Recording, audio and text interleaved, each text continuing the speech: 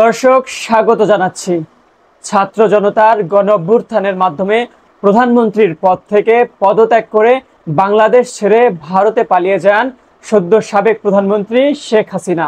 গুঞ্জন উঠছে ভারতে এই মুহূর্তে শেখ হাসিনাকে গৃহবন্দী করে রাখা হয়েছে। সবচেয়ে নিকটতম বন্ধু রাষ্ট্র ছিল ভারত। আমরা যেমনটি দেখেছি আওয়ামী লীগ সরকারের সাথে ভারতের যে সরকারি ক্ষমতায় আসুক না কেন তাদের একটি সুসম্পর্ক বিদ্যমান ছিল।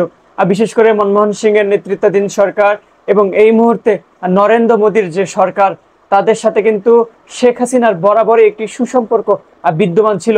যেমনটি শেখ হাসিনা বারবার বলছিল, আমরা ভারতকে যেটি দিয়েছি সেটি তারা আজীবন মনে রাখবে। শেখ হাসিনা কিন্তু এই মুহূর্তে তার জীবনের সব থেকে দুঃসময়ের দিনগুলো পার করছে ভারতে। ভারত সরকার যেমনটি বলছে, শেখ হাসিনা যতদিন মানসিকভাবে প্রিপেয়ার না হচ্ছে, তার আগামীর পরিকল্পনা ঠিক না করছে, ততদিন পর্যন্ত তিনি ভারতেই অবস্থান করতে পারবে। এমন একটি সময় এখন কিন্তু গুঞ্জন উঠছে শেখ হাসিনাকে সে দেশের সরকার গৃহবন্দী অবস্থায় রেখেছে। এ ব্যাপারে পর্যবেক্ষকরা তিনটি বিষয়কে সামনে নিয়ে এসেছে।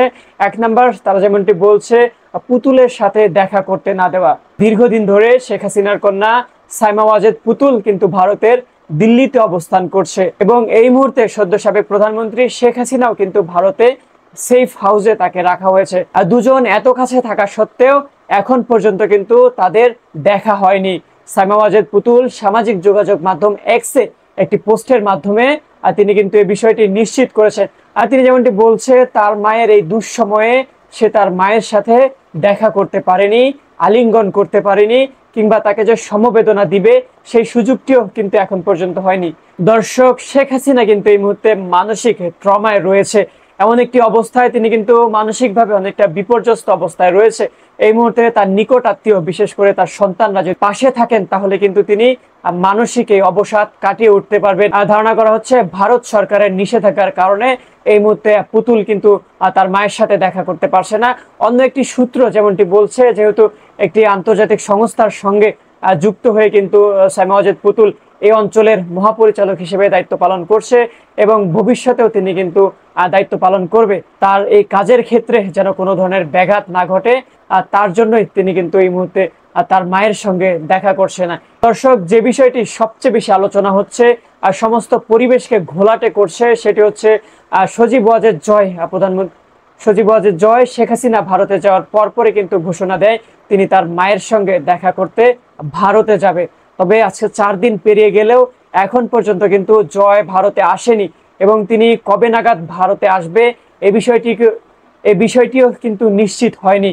আর ধারণা করা হচ্ছে তিনি ভারতে আসার চেষ্টা করলেও ভারত সরকারের অনুমতি না পাওয়ায় তিনি এখন পর্যন্ত তার মায়ের সঙ্গে কিন্তু দেখা করতে আসতে পারছেন না। দর্শক, যেমনটি আমরা দেখছিলাম, শেখ হাসিনার পদত্যাগের পর থেকেই কিন্তু সামাজিক যোগাযোগ মাধ্যমে একের পর এক ভিডিও কিন্তু দিয়ে যাচ্ছিলেন সজীব ওয়াজেদ জয়।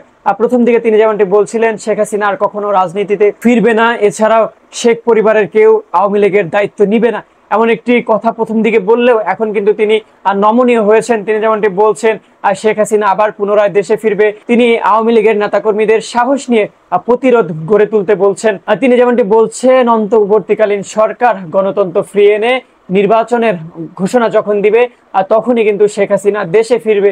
দর্শক, শেখ হাসিনা যখন দেশ ছেড়ে ভারতে যায় তখন কিন্তু তার সঙ্গে একটি বহর ছিল, বেশ কয়েকজনই কিন্তু তার এই সফর সঙ্গী ছিলেন। এখন বলা হচ্ছে তার এই সফর সঙ্গীর অনেকেই কিন্তু তাকে ভারতে রেখে অন্য কোনো দেশে পাড়ি দিচ্ছে। সজীব ওয়াজেদ জয় যেমনটি বলছেন, শেখ হাসিনা এখন পর্যন্ত কোনো দেশে কিন্তু রাজনৈতিক আশ্রয় চাননি এবং তিনি খুব শীঘ্রই বাংলাদেশে ফিরবে। তবে শেখ হাসিনার সঙ্গে এমন একটি পরিস্থিতিতে তার নিকট আত্মীয়দের যে একটি দূরত্ব সৃষ্টি হয়েছে, সেই দূরত্বকে কেন্দ্র করে কিন্তু বলা হচ্ছে ভারতে তাকে আশ্রয় দিলেও তাকে এই মুহূর্তে গৃহবন্দী অবস্থায় রাখা হয়েছে। ভারত সরকার বিভিন্ন চাপের কারণে তাকে এই মুহূর্তে অন্য কারোর সঙ্গে দেখা করতে দিচ্ছেন না। দর্শক, এমন একটি কথা কিন্তু বলা হয়েছিল, শেখ হাসিনা তার মেয়ে সাইমা ওয়াজেদ পুতুলের সঙ্গে দিল্লিতে থাকতে চেয়েছিলেন, তবে তার নিরাপত্তার কথা চিন্তা করে ভারত সরকার কিন্তু এই বিষয়টি নাকচ করে দেয়।